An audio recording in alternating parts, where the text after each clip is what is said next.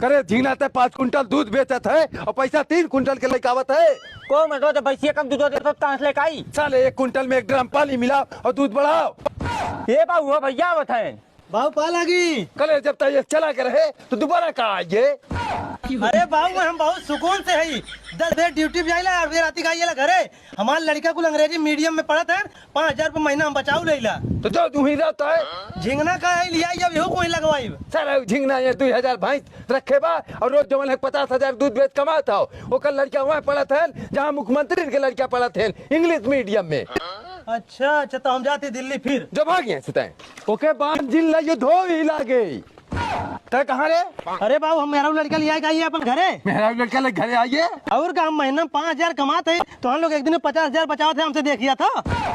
करे साले जब हम बीमार रहे तो अपने नानी के लिए नहीं मुझ चला गया। अब तो हमको ढीला लिख दे हम और रहा भी हैं।